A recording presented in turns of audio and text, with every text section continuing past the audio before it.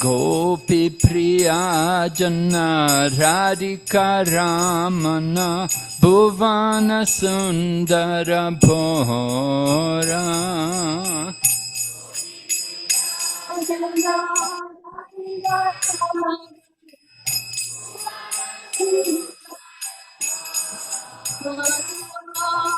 Ravana Thakura Makana Taskara Gopi Jana Vastrahari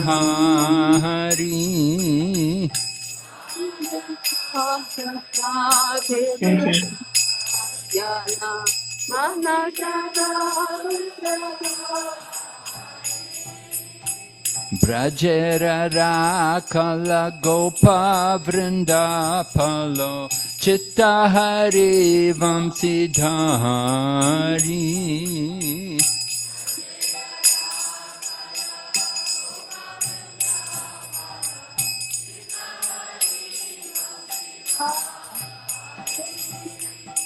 Yogendra Vandana Srinandanandana Brajajana Bhayahari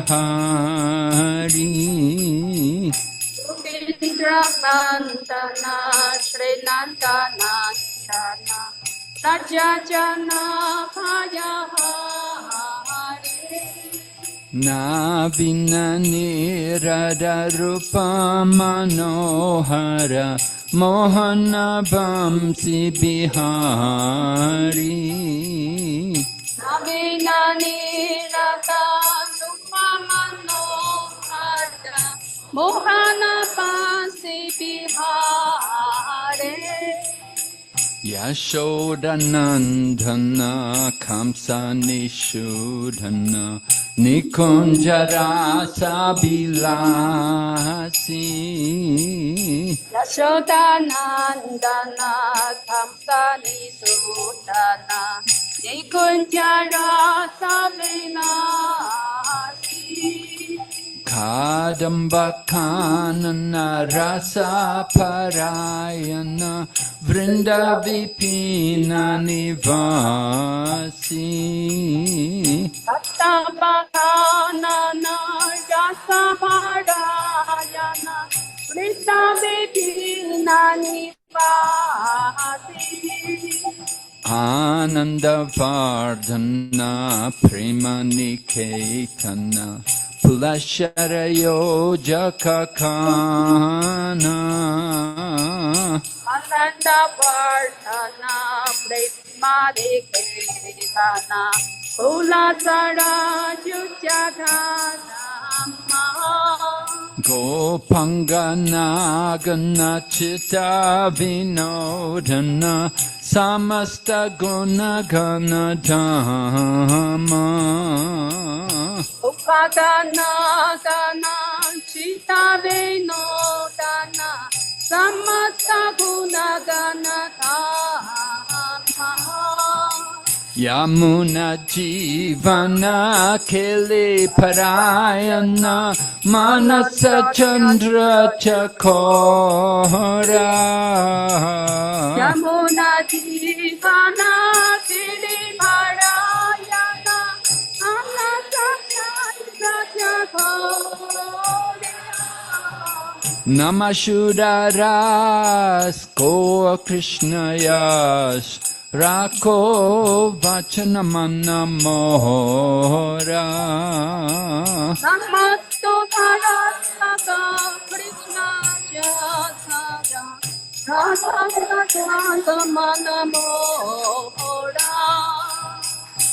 Jaya Radha Madhava Kunja Bihari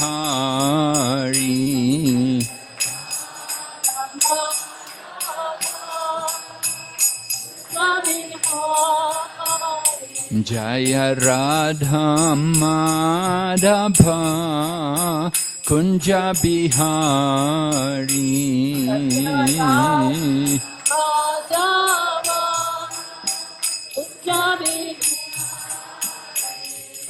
Gopi Janaballabha Giridharadhari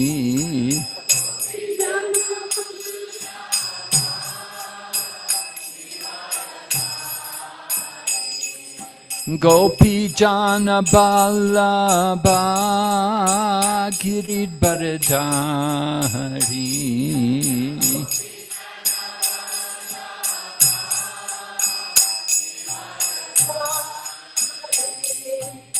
Yashodanandana Braja Janaranjana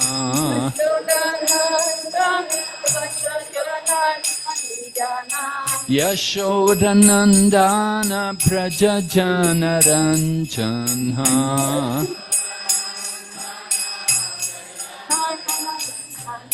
Yamunatira Vanachari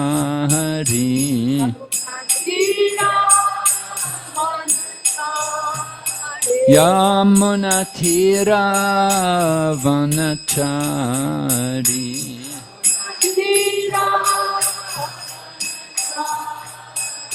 Hare Krishna Krishna Krishna Hare Hare Hare Rama Rama Rama Hare Hare Hare Krishna Krishna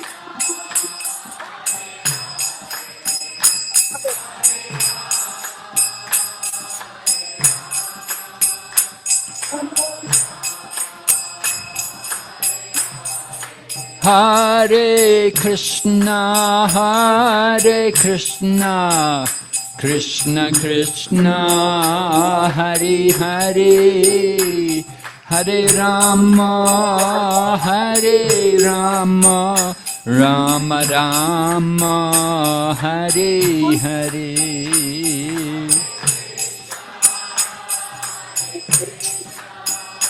Krishna Krishna Hare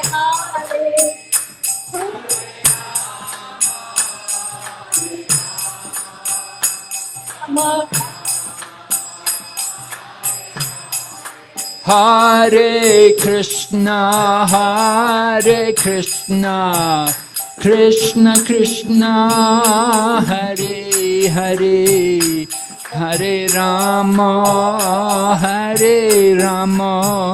Rama Rama Hare Hare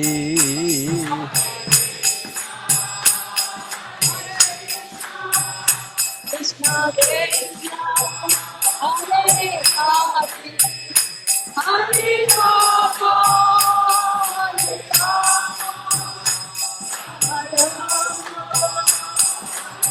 Nittai Gaur Haribo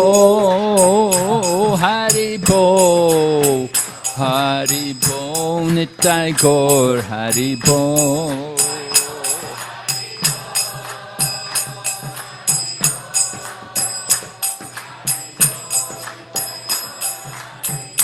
Jai Jai Prabhupada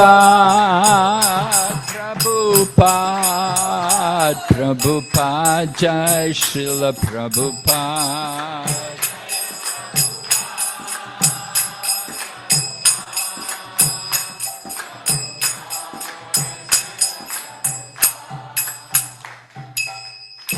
Gaur Premanande Hare Haribo Om Namo Bhagavate Vasudevaya. Om Namo Bhagavate Vasudevaya. Om Namo Bhagavate Vasudevaya.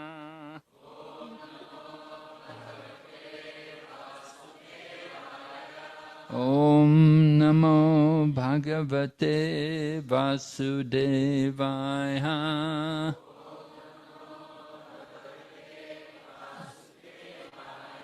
Narayanam Namaskrityam Naram Chaiva Narottamam Daivim Sarasatim Vyasam Tato Jayamudirayat Nustaprayeshu Vabhadreshu Nityam Bhagavata Sevaya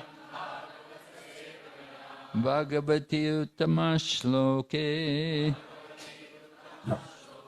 Bhaktir Bhavati Naishtaki.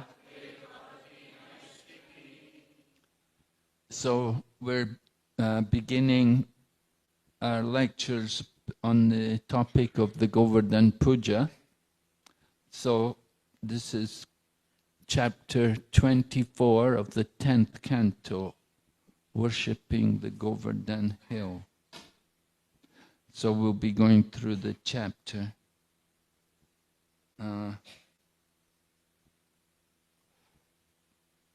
Chapter begins,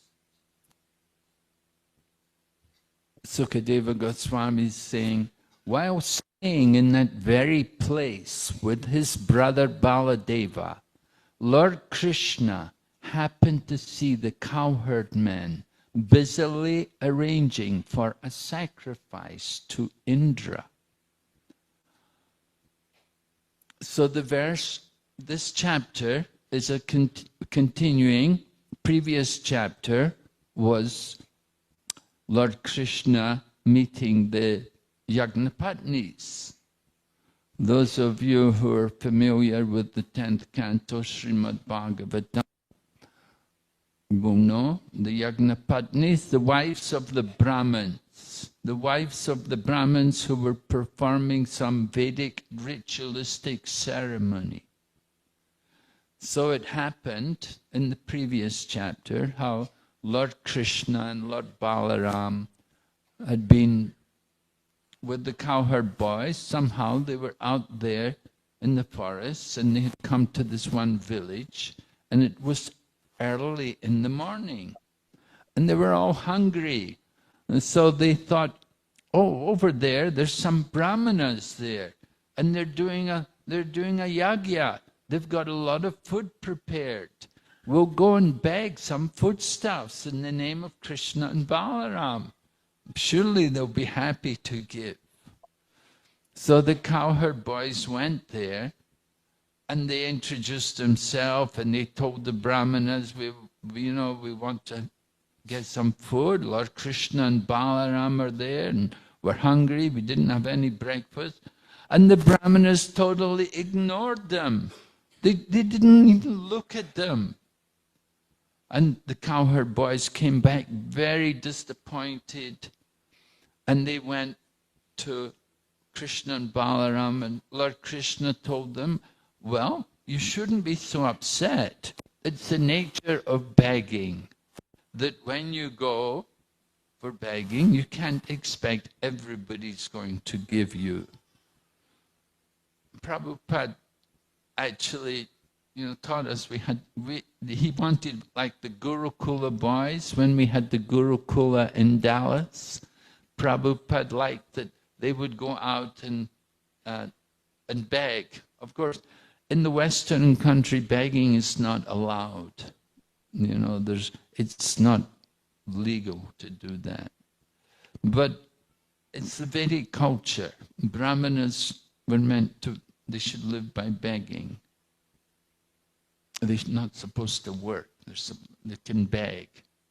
They can beg and they can also give charity. So anyway, the cowherd boys got told, Lord Krishna told them, go to their wives now and ask their wives. And when they went, the cowherd boys went back and spoke to the Brahmana's wives, the Yagnapatnis. And when they heard Lord Krishna and Lord Balaram were there, they said, what? Oh, immediately they grabbed all the foodstuffs they prepared and they went running to Krishna and Balaram to bring food. They were so eager to give service to Lord Krishna and Lord Balaram. And when they came there, they didn't want to go back. Lord Krishna had to tell them, no, you have to go back. You should go back. You know, when the gopis came to the forest, Lord Krishna didn't tell the, well, he was telling the gopis to go back, but they didn't go back, right? They stayed with Krishna and they danced Rasa Lila. But the Yagnapatnis, Lord Krishna told them, no, it's all right, you can go back. Your husbands will accept you.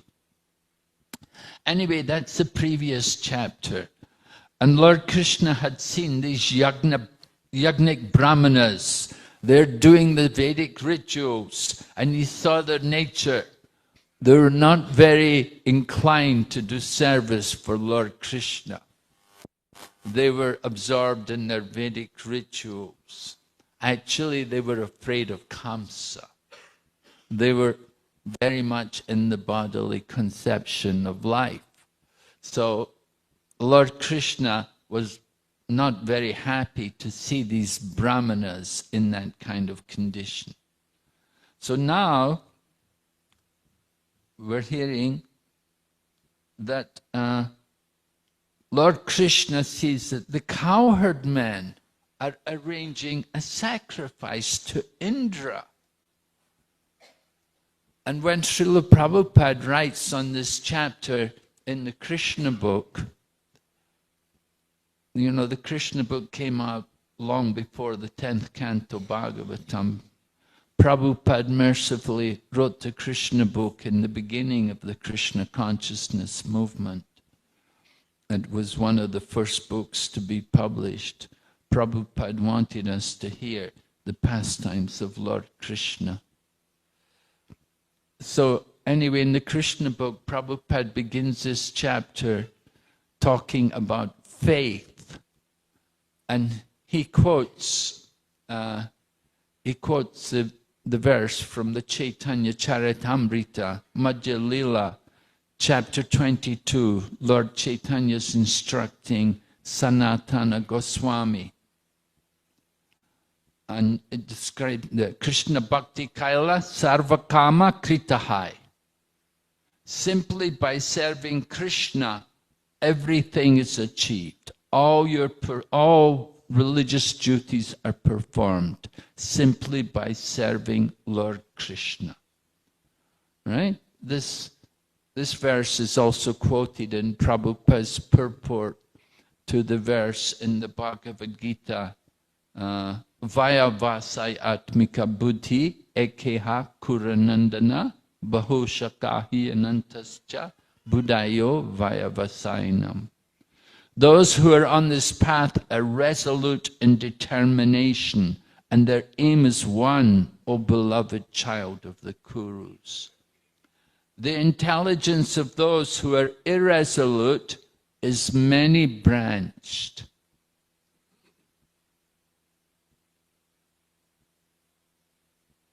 Yes. You have to mute yourself a little bit. She's trying to do translation for the Chinese devotees because the devotees cannot follow. All right, so that verse, Prabhupada talks about faith there. That if you have faith, he quotes that same verse from the Chaitanya Charitamrita, Sanatana Goswami's instructions. And he's saying, simply by serving Lord Krishna, everything is done. All your other duties are performed. You don't have to worry about any other responsibilities. because you've surrendered everything to Krishna and satisfying Krishna. There's no need to do any other duties. You know, you may say, oh, no, I have my duty to my ancestors, my duty to the demigods, my duty to society, my duty to this and to that. You know, so many different duties we're thinking we have. But if we have surrendered everything to Krishna, then you have no more responsibility to these things. You're freed of all this responsibility. So that is the faith. That is that if one has that strong faith, that simply by serving Krishna, everything is achieved.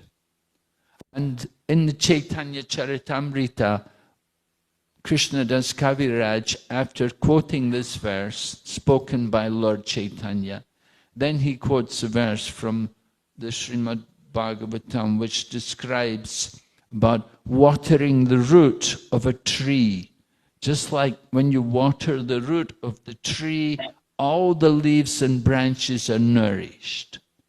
And then in the same way, simply by serving Lord Krishna, everyone is satisfied. All other purposes are achieved, just simply by doing service for Lord Krishna. So that idea of strong faith, that because I've given everything to Krishna, everything else is taken care of. So Prabhupada began the chapter in that way, and he's pointing out that Lord Krishna saw the cowherd men arranging a sacrifice to Indra. Could you imagine how Lord Krishna must feel? He is the Supreme Personality of Godhead, and he has appeared along with his eternal associates, Nanda Maharaj, Mother Yashoda, the cowherd boys, the cowherd boys, Krita Punya Punja, they perform pious activities over many lifetimes, and now they're able to be with Lord Krishna. And here, what's happening? Nanda Maharaj, one of his eternal associates, a Nitya Siddha devotee, and they're worshipping Indra. Lord Krishna is not very much happy to see this situation, you see? And we're going to hear how he deals with this situation. This is all the prelude to the Govardhan Puja. So Lord Krishna, the second verse continues, being the omniscient super soul, the Supreme Lord Krishna already understood the situation. Yet he still humbly inquired from the elders, headed by his father, Nanda Maharaj. Lord Krishna is playing the part of a child. He's come as son of Nanda Maharaj. At the same time, he's omniscient. He's the super soul. He knows everything, past, present, and future. So he knows why they're worshipping Indra. He can understand this. But he's playing the part of a child. And therefore, in a humble mood, the young child, he's only a young boy. At the age of lifting Govardhan Hill, he was it 7 or 8? 7, right? Okay, 7. So he's a 7-year-old boy. Young children, 7 years old, you know, you don't expect very much from them. And certainly they should be respectful to their father. So he's very humbly approaching his father, Nanda Maharaj. And he's going to ask him about the sacrifice. My dear father, kindly explain to me whether this great endeavor of yours is all about. What this great endeavor of yours, great endeavor, you know, Lord Krishna is ridiculing a little bit, but there's, you know, it's interesting how he words this. What is it meant to accomplish? If this is a ritual sacrifice, then for whose satisfaction is it intended? And by what means is it going to be executed? So Lord Krishna, as a young child, those of you who are parents or who have brought up children, you know what children are like. They will always come with so many questions. Oh, Mama, what is this? Oh, why are you doing that? You know, where did I come from and everything? So many questions they want to ask. And they're young children. They just want to know things. They like to ask.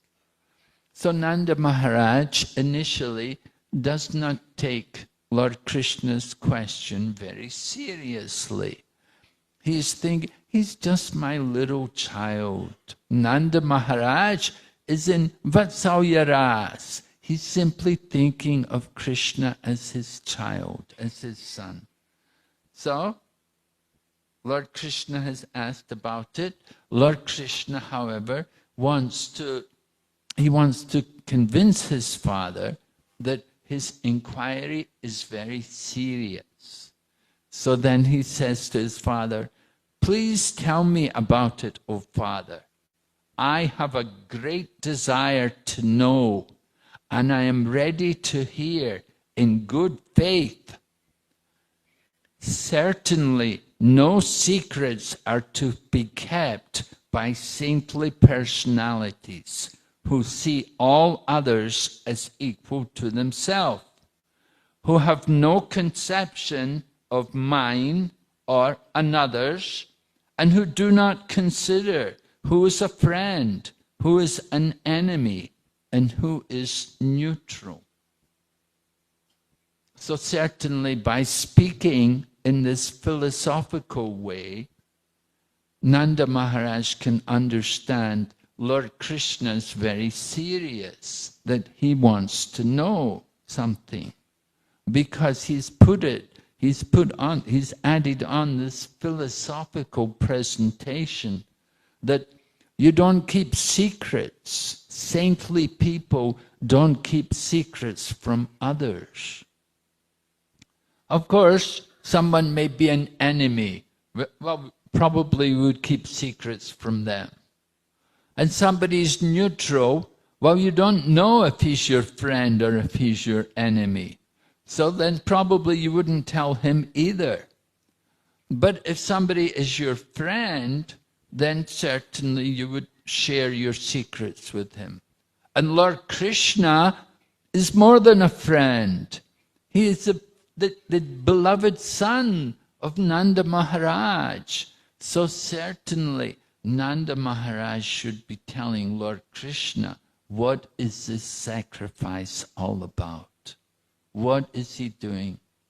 Nanda Maharaj may be thinking, well, I'm not a saintly person.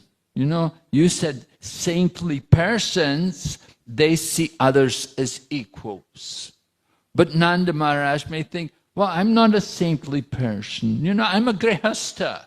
You know, grihasthas are not usually so saintly persons, you know. Some, of course, you are all saintly persons, right? But others, they're not even grihasthas, right? They're grihamadis. Anyway, this is Lord Krishna's clever statement that he wants to encourage Nanda Maharaj, that he's making a serious inquiry. Lord Krishna continues, one who is neutral may be avoided like an enemy, but a friend should be considered like one's own self. And certainly Lord Krishna is a friend. Why should his father not trust him? Jiva Goswami comments on this. he says that Garga Muni has already predicted that Nanda Maharaj's son, this was at the name-giving ceremony, Vasudeva arranged for Gargacharya to go to the home of Nanda Maharaj and perform the name-giving ceremony for Lord Krishna and Lord Balaram. So at that time, Garga Muni had already told Nanda Maharaj that your son will be equal to Narayan in his qualities. So certainly hearing from Garga Muni in this way, Nanda Maharaj would understand more about his son. And he's already seen his son perform many amazing, wonderful activities. Only a few months old, and he killed Putana, revealing Putana as a huge Rakshasi woman. And then there was Trinavarta, and then Saktasura. Different demons had come, challenging Lord Krishna. He's only a child, a baby, just crawling, and demons are coming to kill him. And Lord Krishna had removed them. So Nanda Maharaj has certainly understood a little bit of the potency of his child. So when his child is inquiring from him like this, he takes the inquiry a little more seriously. Lord Krishna continues, when people in this world perform activities, sometimes they understand what they are doing and sometimes they don't. Those who know what they're doing achieve success in the work, whereas ignorant people do not. Well, this is a powerful argument coming from Lord Krishna, that he's saying it's important to know what we're doing. Sometimes people know what they're doing, sometimes they don't. Just like, yesterday we had the opportunity in our bus that we taught the tour guide to chant the Mahamantra. Now the tour guide is, he's a Sanghalese, means Buddhist, So it took some time, but somehow eventually he graduated, as we say. He learned the Mahamantra. So he's chanting the Mahamantra, but he doesn't really know what he's doing, right? He doesn't know the potency of the Mahamantra. So people perform activities. Sometimes they know what they're doing, sometimes they don't. We get people like that. Some people know very well what they're doing when they chant Hare Krishna, or when they eat prasadam, they honor prasad. Other people, they don't know what they're doing. Just do it. They do it blindly. But Lord Krishna said, those who know what they're doing achieve success in their work, whereas ignorant people do not. We often encourage people in their chanting of the Mahamantra that you're not getting much taste in the Mahamantra. You need to study more the theology behind the holy name. You have to learn more about the nature of the transcendental potency of the holy name and the Mahamantra. And the more you have that philosophical strength, then the more taste you will have for chanting the holy name. If we understand more what we're doing, then it will help us to do the activity better. Ignorant people, just like people read the books, they read the books and still they continue sinful activities. They have not really understood what they were reading.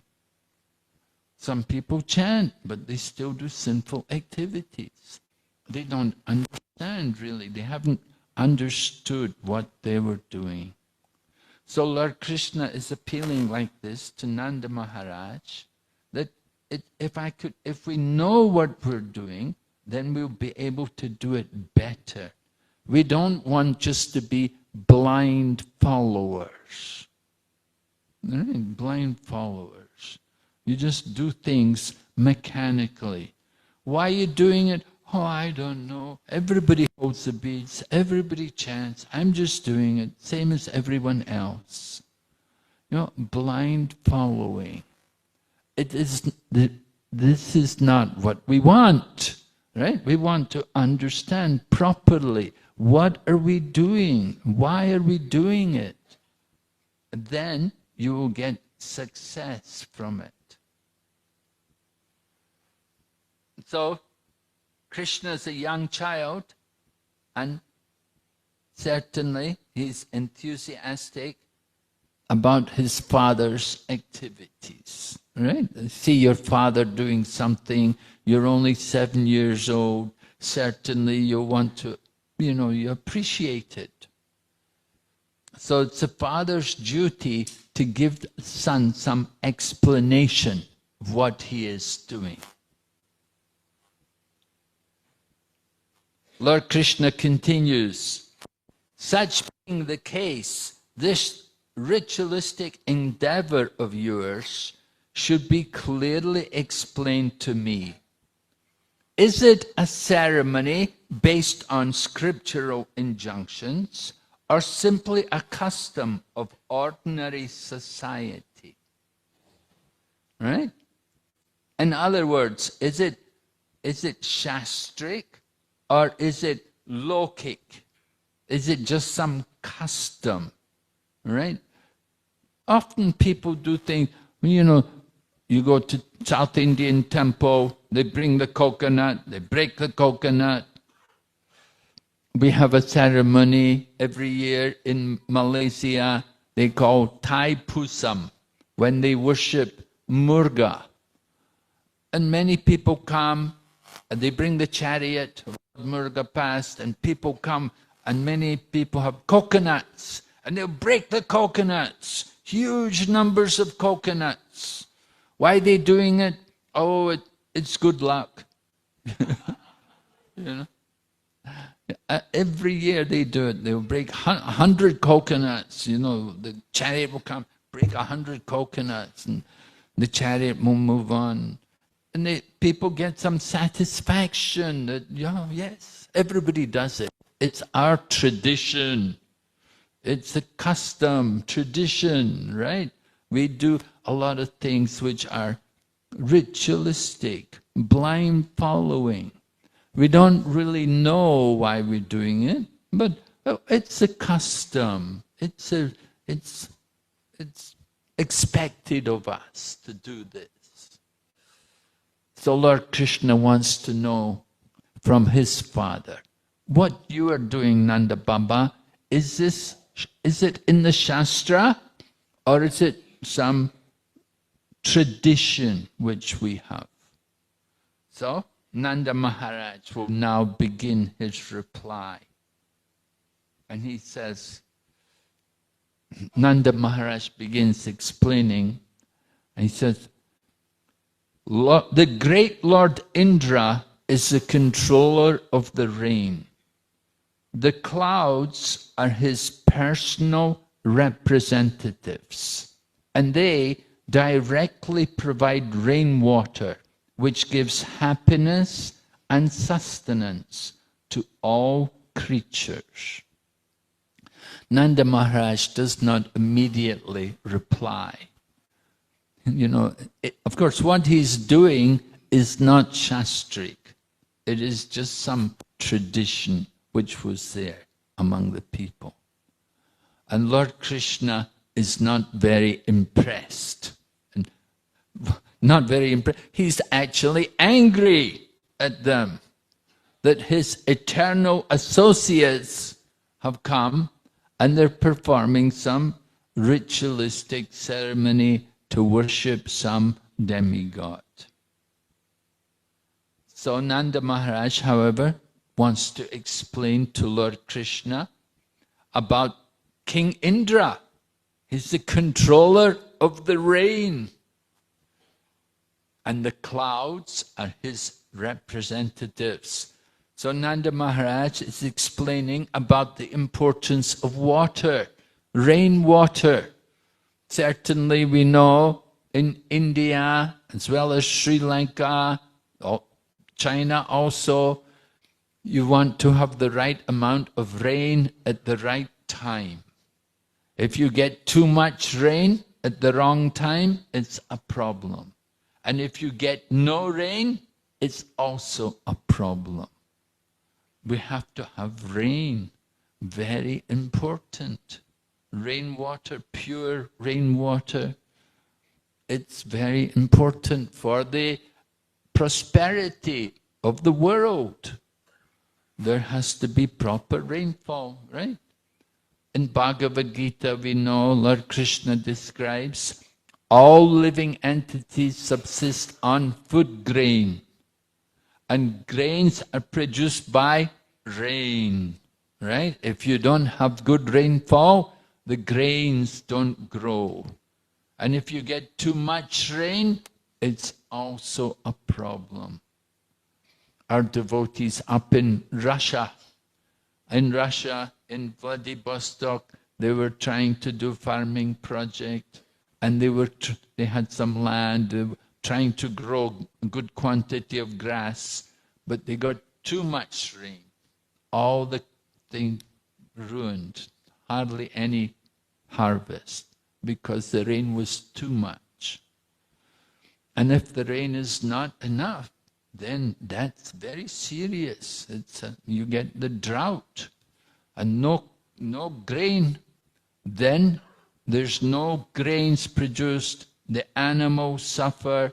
They don't have anything to feed the animals. And the people also go hungry because they cannot produce the grains. So all living entities subsist on grains, and grains are produced by rain. And rain is produced by sacrifice, yajna. And sacrifice is born of prescribed duty. So Nanda Maharaj, he wants to explain to Lord Krishna the importance of rain. Remember, Nanda Maharaj has quite a big herd of cows. How many cows? 9 lakhs, right? Not a small number. Right? 9 lakh cows. You could imagine how much water you would have to have. Cows drink a lot of water. You want to keep cows, you have to have not only grass, you have to have a lot of water also. Because the cows will eat grass and they want water. They drink a lot of water Lord Krishna, as a cowherd boy, would go with Balaram and the cowherd boys. They bring the cows into the forest of Vrindavan. And in the forest of Vrindavan, the Yamuna is there. And in the Yamuna, 5,000 years ago, there was nice, clear, pure water to drink. And the cows would enjoy drinking the water from the Yamuna. As well, they would also go searching for grass. They would find different places like Govardhan Hill to graze, to get their grass. So it's not an easy task to take care of cows. Certainly you need a lot of water. Rain is very important to get good rainfall. Having nice land, you have a good land, you need water, you need to be able to irrigate the land. And the rainfall is very important. There's many places where they don't have any river there, but they have land. So when they get rain, the rainy season, that time the people get busy. They go to the fields and plow the fields and plant the rice. And hopefully the rain will come and the rice can grow. And so Nanda Maharaj is saying, these clouds are the representatives of Indra.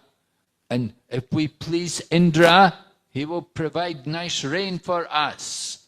And nice rain means we'll get a lot of crops. Rain, Prabhupada was in New York. When it rained, he said, it's good it rains here. He said it cleans the city. The rainfall is so important for cleaning the city. If there's no rain, you know, everywhere's so dirty all the time. You can see here, this time of the year here in Sri Lanka, very green, especially up here on the mountain, very green everywhere, because they get good rain. Nanda Maharaj continues talking to Krishna. He said, not only we, my dear son, but also many other men worship Indra, the god of rain, the Lord and Master of the rain-giving clouds. We offer him grain and other paraphernalia of worship produced through his own discharge in the form of rain. So Nanda Maharaj is trying to explain to Lord Krishna how they worship Indra, that they use the different things which Indra himself produces through the rain. In other words, they offer him grain, they offer grass, the different things which grow with the result of rain. So Nanda Maharaj is thinking, he's explaining everything to Lord Krishna. Lord Krishna will be satisfied.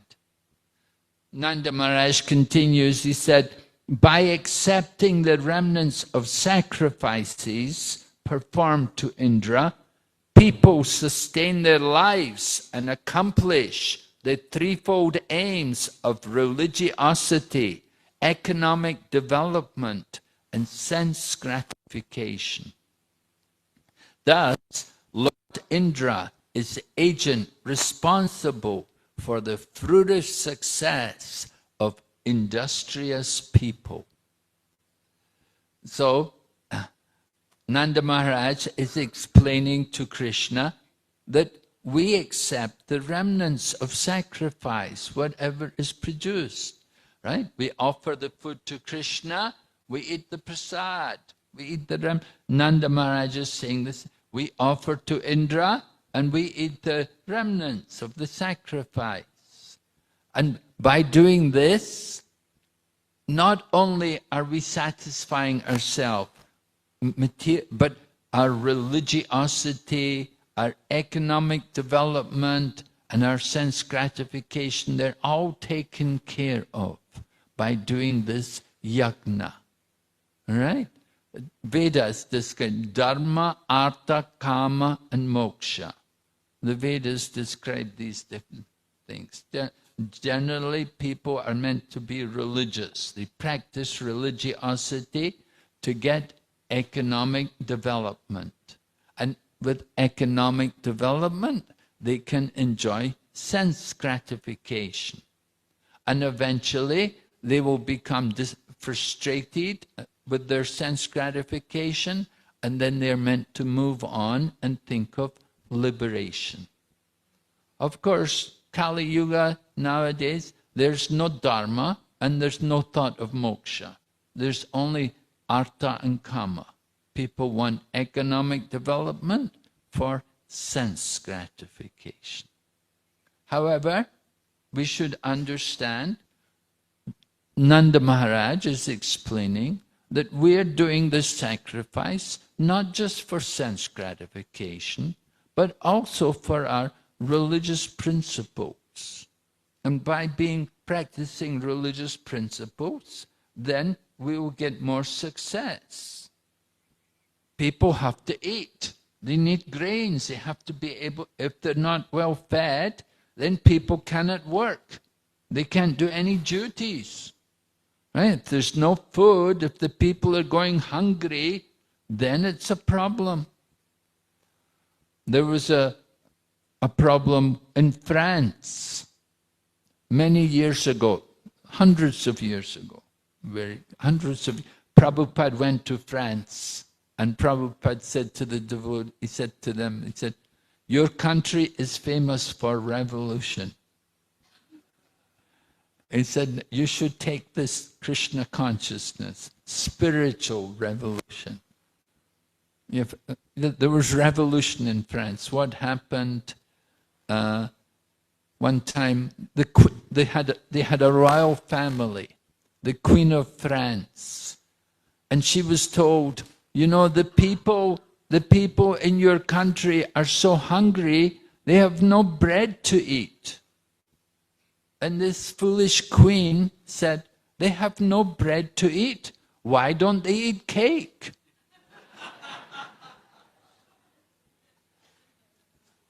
So when that kind of news came to the people, then there was revolution.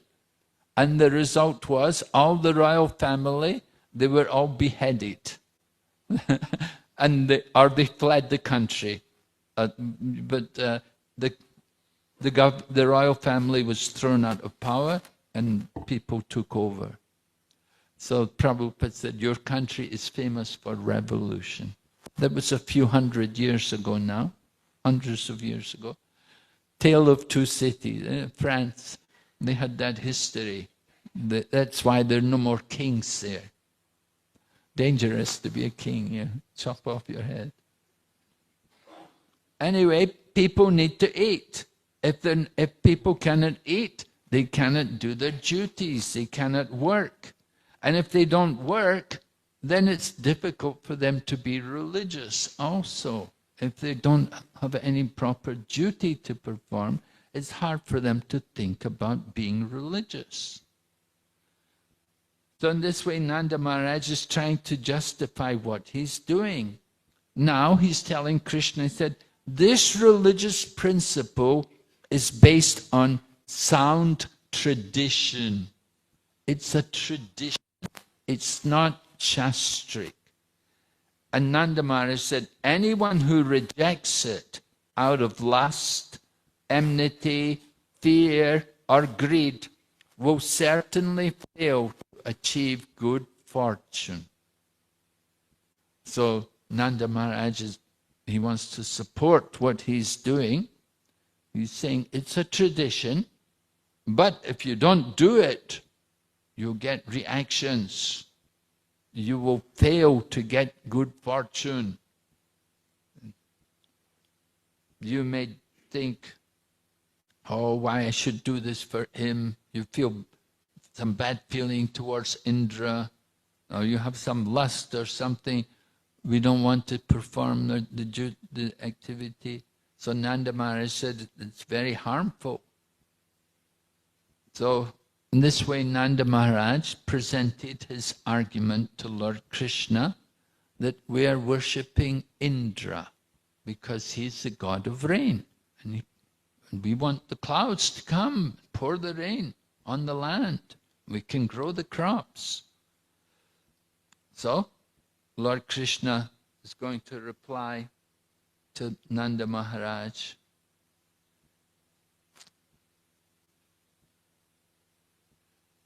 He said, Lord Krishna, he's going to speak in such a way to arouse anger in Lord Indra. Lord Krishna actually has three purposes to perform in this Govardhan Lila. One is he's going to crush the pride of Indra. Lord Krishna appears in the world to give pleasure to his devotees and annihilate the demons.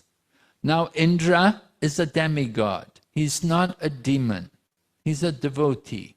But he's not a pure devotee. He's attached and he gets bewildered by sense gratification.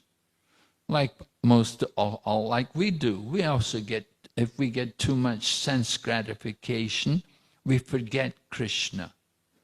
And so we have to be very careful. So Indra, being the king of heaven, he was enjoying a lot of sense gratification and he became proud. And he was thinking himself to be the supreme. He was thinking his worship is more important than worshipping the Supreme Lord. He was thinking himself to be independent of the Supreme.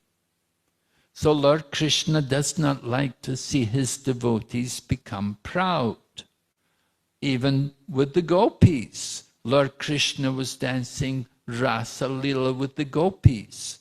And when each of the gopis was thinking, Lord Krishna is dancing with me, only with me, that they were becoming proud, then Krishna disappeared from them. And then the gopis had to go and search for Krishna. And that's Gopi Gita, the gopis searching for Krishna. And how their love for Krishna increased. So similarly, Indra had become proud. Lord Krishna wants to correct that pride in his devotee. That's one reason. Another reason why Krishna is performing this pastime, he wants to begin the worship of Govardhan. He wants to inaugurate the festival of worshipping the Govardhan hill. The Govardhan hill. It's described by the gopis. If you read Venu Gita, the gopis have described how Govardhan hill is Hari Dasavarya. It's the very best of all the devotees of Lord Hari. Many people are called Haridasa, but Govardhan is Haridasavarya, the very best of all the devotees of Lord Hari. We'll talk more about Govardhan Hill in the future, but try to understand 3 reasons why this pastime taking place. First of all, one was to crush the pride of Indra. Second was to inaugurate the worship of the Govardhan Hill. And the third reason was to allow Lord Krishna to enjoy 7 days continuously in the association of his very dear devotees, which they could do under the Govardhan Hill. So these are 3 reasons why this pastime is taking place. So Lord Krishna is going to respond to his father in a way simply to insult, well, not exactly insult, but to take away the pride of Indra. That is the idea. Lord Krishna wants to take away his pride. So Lord Krishna said, it is by the force of karma that a living being takes birth. And it is by karma alone that he meets his destruction. His happiness, distress, fear, and sense of security all arise as the effects of karma. Lord Krishna is speaking a philosophy which is actually atheistic, with a belief in reincarnation. So, if you just simply believe in reincarnation, you could still be an atheist. Lord Krishna is presenting this philosophy, karma mimamsa, that karma is supreme. And karma is there. Even in the Christian Bible, they say, as you sow, so shall you reap. As you sow, in other words, in Chinese they say the same thing, right? Zhong do de do, zhong gua de gua, right? Meaning, if you plant beans, you will harvest beans. And if you plant melons, you will harvest melons. You get the result of your work, right? In Hindi they say, jaisa karega, aisa barega.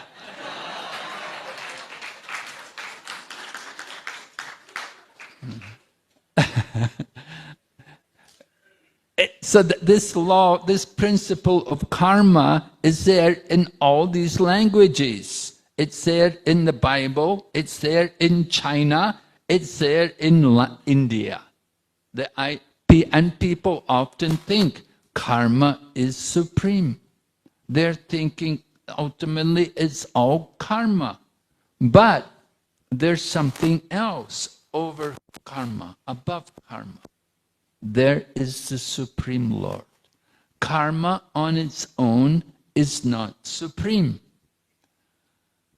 We can give some examples to understand. Just like if karma is supreme, you could say, by getting a good doctor and good medicine, you will cure your disease and you'll not die. I remember one time I was doing life membership work in India, and there was this one man, very big businessman. So he had gone to America to get a bypass surgery. You know, he was suffering heart problem, and he went to say he will go to America, go to Texas, the best hospital, the most famous surgeon to perform the operation. And he went there and they did the operation, he died. You know, so even though you get the best doctor, the best medicine, everything, still you can die. It's not just taking medicine and paying the money that you're guaranteed to live. There's something higher than that, right? What's higher than that? We need the blessings of Lord, the Supreme Lord. Without His blessings, then there's no hope. It's not just money and medicine. Prabhupada gives another example. He said, just like parents, they do their very best to bring up their child. They bring up their child they want their child to be very, very good child. They teach him the best behavior and everything. But still, the child may grow up and it may become bad. It may just become a debauchee or a gangster or you know, whatever. But it becomes completely fallen. Although the parents tried their best to bring him up, but just because the parents do that, it doesn't mean that the child will grow up to be good. You need something else. You need the blessings of the Almighty, the Supreme Lord. So we should understand karma is not supreme. However, Lord Krishna, He's going to speak about karma here. Although He's the Supreme Lord, He's going to speak about karma as if it's supreme. And He's going to tell us, He's telling His Father, happiness and distress, fear and security, these are all effects of karma. Being happy, it's your karma. You're in distress, it's your karma. Right? So, we have to understand the nature of the material world. Jiva Goswami comments again about this. He said, Lord Krishna is saying, why are these eternal associates of mine appearing as my father and other relatives and friends? Why are they so caught up in this worship of Indra? Lord Krishna wants to take away the pride of Indra. And He wants also to remind His eternal devotees that they don't have to worship other gods. His devotees, they're already living with Krishna. He's right with them. And they want to worship Indra. Just imagine this situation. So Lord Krishna is going to speak a little bit about this, the law of karma, about the nature of karma. Lord Krishna says, He said, even if there is some supreme controller who awards all others the results of their activities, he must also depend upon a performer's engaging in activity. After all, there's no question of being the bestower of fruitive results unless fruitive activities have actually been performed. Lord Krishna is saying, you have to work. If you don't work, if you don't do anything, then you can't expect to get any karma, right? If you just sit and do nothing, but Lord Krishna is arguing like this, saying, you have to work. He's going to stress about work. He's saying everyone has to work. By work only you can enjoy the karma. If you don't do anything, then you won't get any results. Lord Krishna won't give you good karma if you sit and do nothing. Right? There's some philosophy like that. Generally the Buddhists, they stop everything. See no evil, don't hear any, don't speak any, don't do anything. Stop everything. They don't do any harm, don't do any good either. What do you get? Nothing, get nowhere. And that's why Buddhism came out of India, because there was nothing, everything was stopping. So there was, it was not helpful for the development of the country. So good and bad activities, Lord Krishna is saying that these are creations of the Supreme Lord. The laws of nature, the law of karma, the laws of karma grind very fine, right? We can escape the law of the government, but we cannot escape the law of God. He sees, He knows everything. We all suffer and enjoy the results of our activities, past activities. So there's a law of nature. We should understand, where there's a law, there has to be a lawmaker. Behind the laws, there's a lawmaker. We don't just worship the law, but there's a person who made the laws behind everything. So we talk about fate or destiny. Oh, it's my karma. Yeah, we can say like that. But we have to understand karma itself is not eternal, and it can change, as we learn from Bhagavad Gita.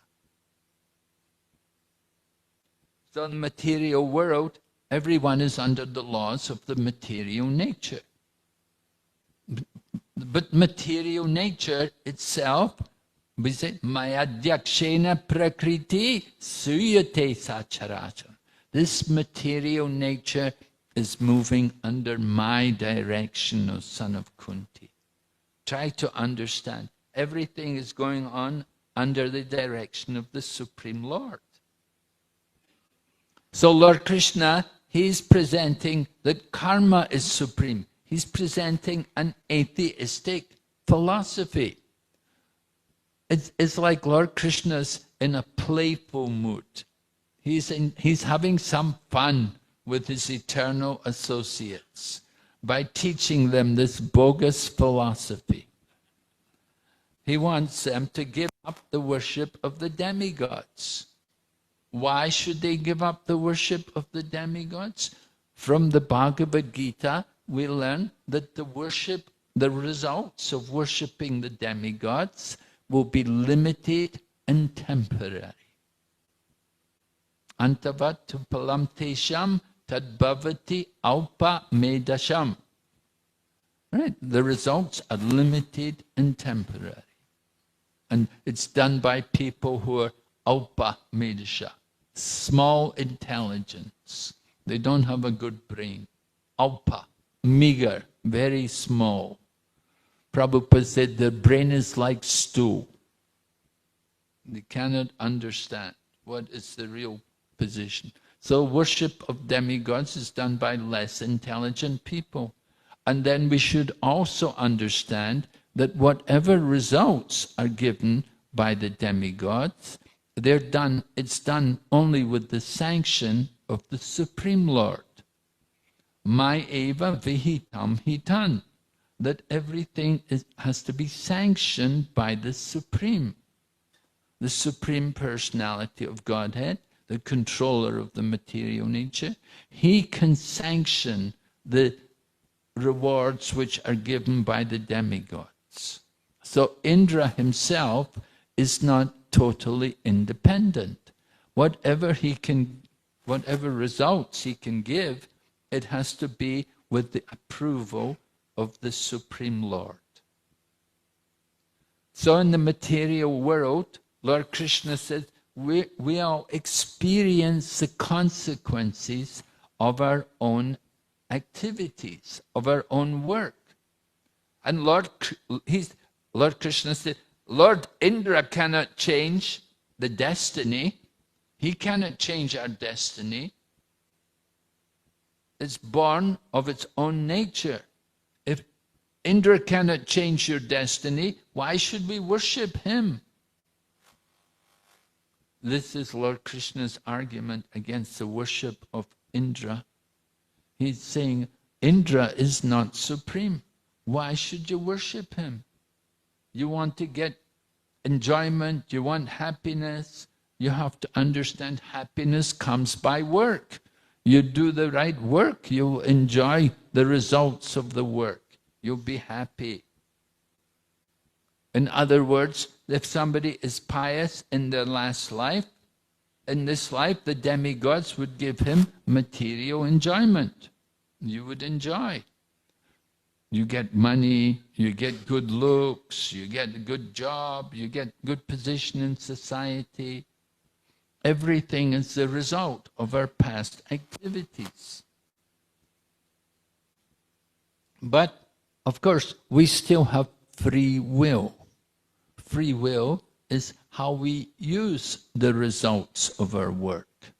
Just like if you did some good work in the past, so in this life you're enjoying wealth. Then it's up to you how you use your wealth, or how you use your assets. Whatever facilities you enjoy in this life, we have to use them in the proper way for the future life, for the next life. We have to understand that we are all eternal servants, and ultimately we have a duty to surrender to him. So then Lord Krishna talks about swabhava, about our swabhava, our conditioned nature. Everyone has a particular swabhava, a nature. By nature, somebody is very Brahminical. By nature, somebody is a Vaishya. You know, the Vaishya, wherever they go, they think how to make money. Right?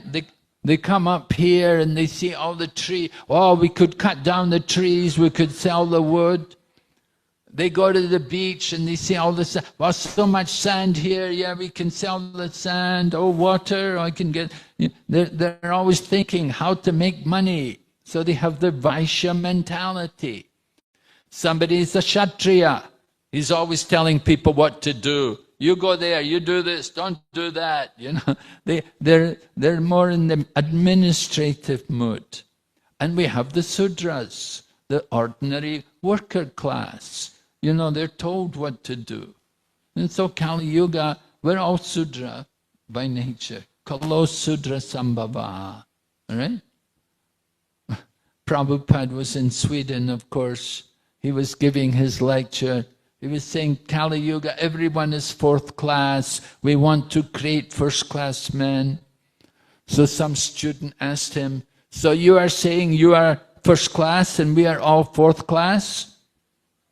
And Prabhupada said, actually, he said, I am fifth class because I have come here to serve you.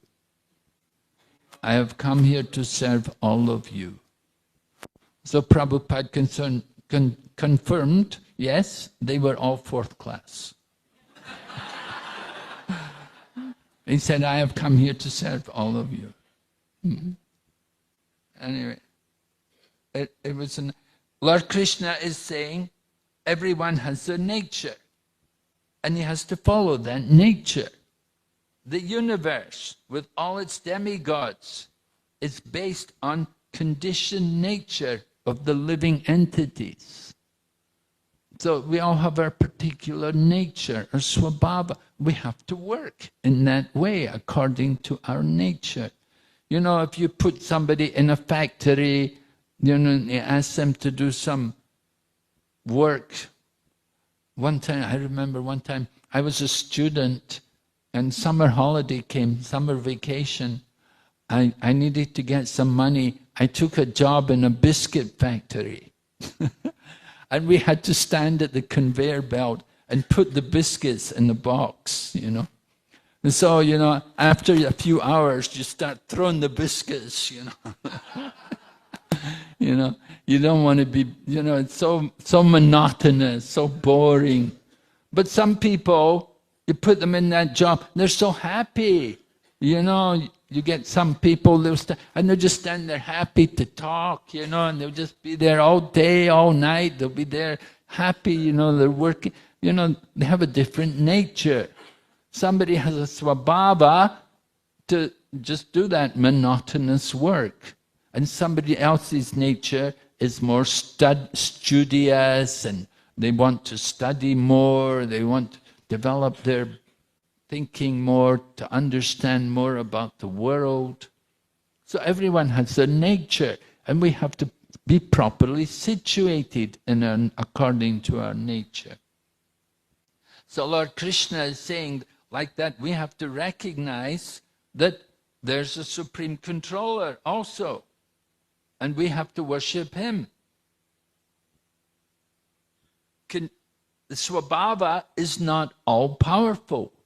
We may have our nature, but it's not all-powerful, right? We can change our nature, right? We get people, one devotee was telling me people were coming from Nepal, and they were highly educated, they had master's degrees, but they were working as operators, doing very monotonous work. You know, it was not according to their nature. Sometimes you have to do these things. So we have to understand there's something higher than just our nature. But karma causes conditioned souls to accept and to give up different bodies. This is our karma. According to our karma, we take birth in a particular family. It's our karma. We're born in a particular country, in a particular body. It's karma. And the same way we die also, it's karma. We'll take birth again. So, karma is there even for Indra. Even Indra is the king of heaven, but he's also in the position of Indra. It's his karma. Yastvendra gopam atavendra mahosva karma bandha nurupa palabhajanam apanoti. Karmani nirdahati kintu cha bhakti bhajam govindam adipursam tamaham bhajam. Lord Brahma's prayer is that all living entities, from Indra, the king of heaven, down to the tiniest germ that bears the name Indra Gopa, they are all suffering and enjoying according to their karma. But karmani nirdahati kintu cha bhakti bhajam, that karma can be all burned up by devotional service. One who surrenders to Govinda, it burns up to the roots, all fruit of activity. All the karma is removed by bhakti yoga. This is the power of bhakti. We surrender to Krishna. So, Indra, he's enjoying his karma. And Indra Gopa, he's suffering his karma.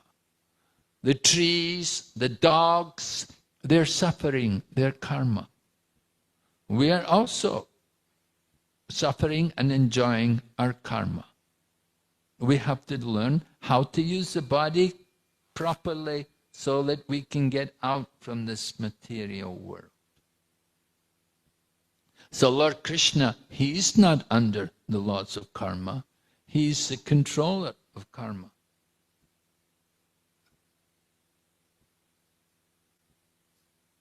So Lord Krishna said, therefore one should seriously worship work itself. A person should remain in the position corresponding to his nature and should perform his own duty. Indeed, that by which we may live nicely is really our worshipful deity. Lord Krishna is saying, work is worship. It's so ridiculous. I think even Lord Krishna is laughing to himself when he's presenting this philosophy. But it's absurd. But this is what people say. Work is worship. Yes, work. And then they quote Bhagavad Gita, karmani evadikaraste. Right? They like that part. They don't like mapali shukadachana. The second part said, the first part said, work according to your nature, do your work. But then Krishna said, but the fruit of the work is not for you, it doesn't belong to you. So people like the first part. I have a right to work. But remember, Krishna, the fruit is not for you, it has to give to Krishna. All right, we have to stop here, getting a bit near to time. I have about 5 minutes left. We can take 1 or 2 questions, maybe. Anyone? Yes, Prabhu?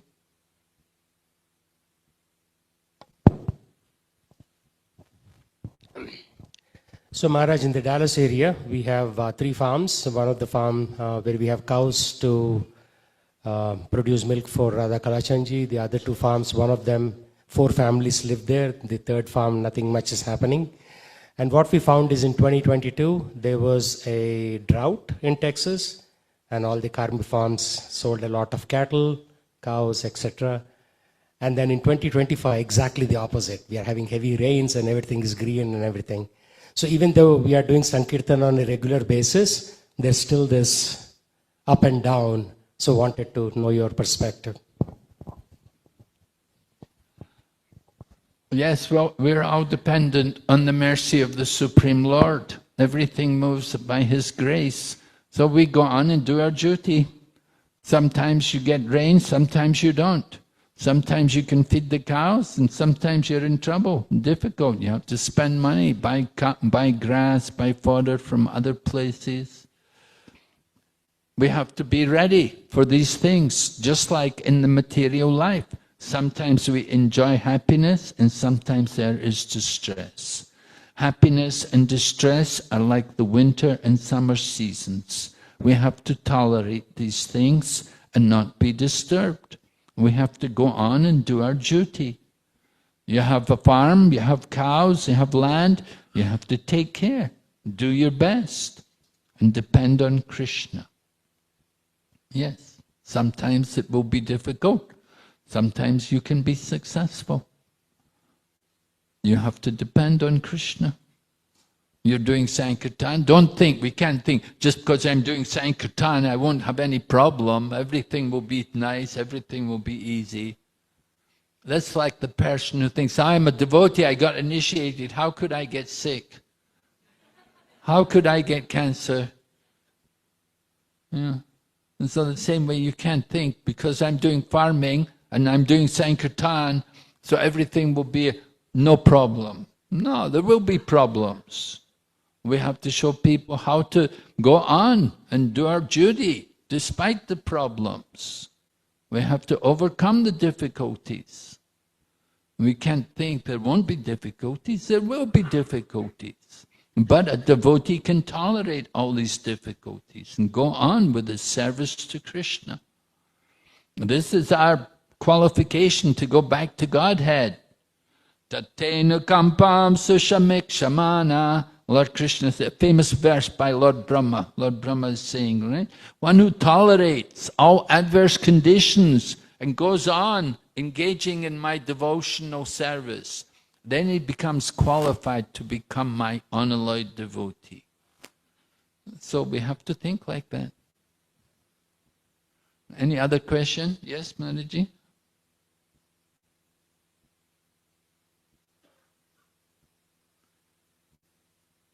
You keep fit here, huh? Running back and forth. Hare Krishna Maharaj.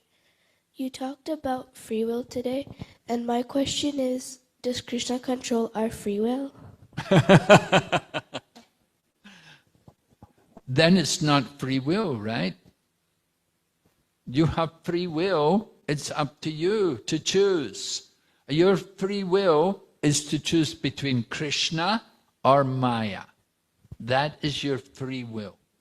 Either you surrender to Krishna or you surrender to Maya. That is your free will. Once you choose Krishna, then you're under Krishna's care, Krishna's protection. Mahatmanas tumampata devim prakritim ashrata. The great souls, the Mahatmas, the devotees, are under the protection of my divine energy. Right? You've surrendered to Krishna. So Krishna will take care of the devotee. But you surrender to Maya, then you're under the material nature. Devi hesha gunamai mama maya duratiya. You struggle with the modes of nature. So that is our free will. That is the free will which we have. You choose Krishna or Maya. Lord Krishna gives you that choice. Thank you, Maharaj. Hare Krishna.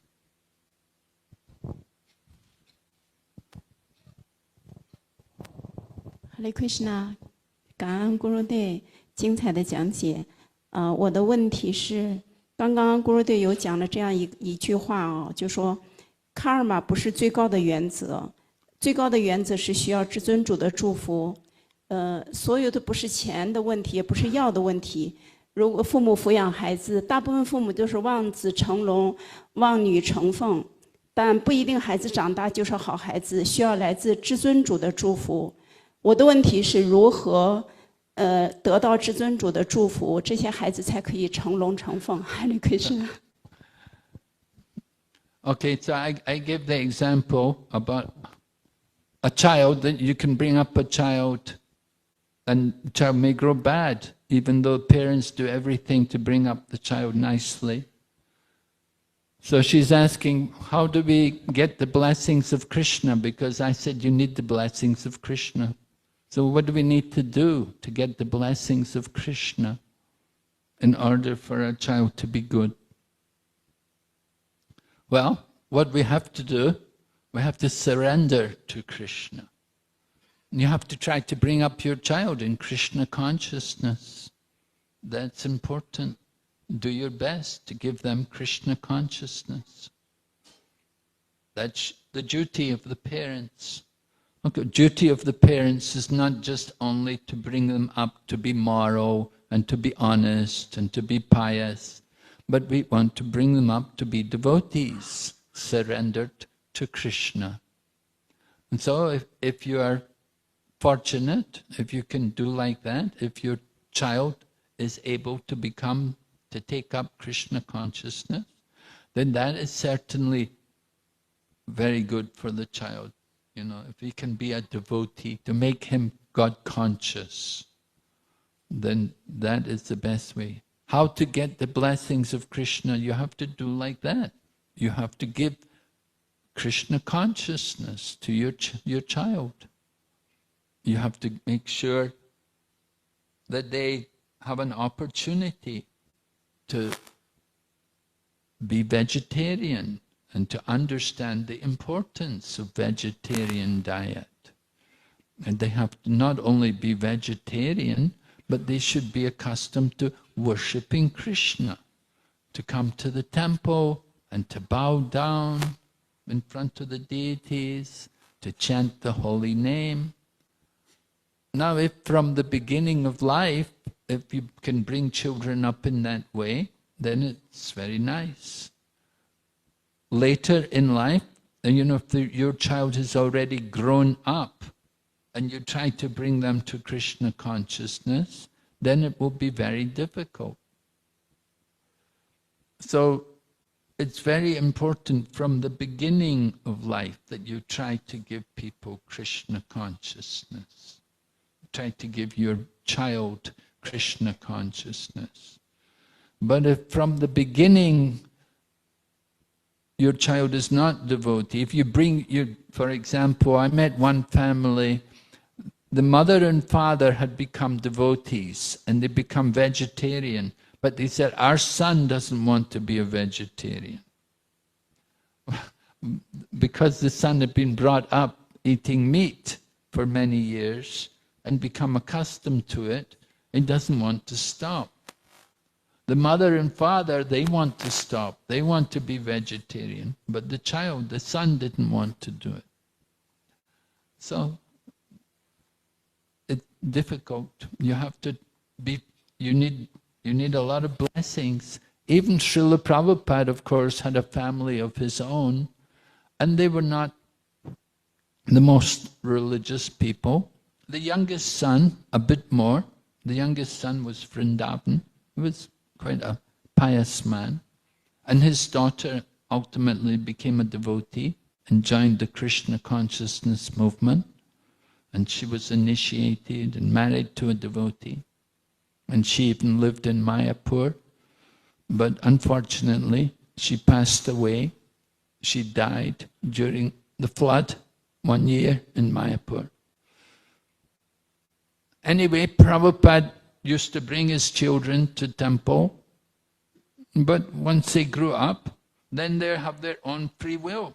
They have independence.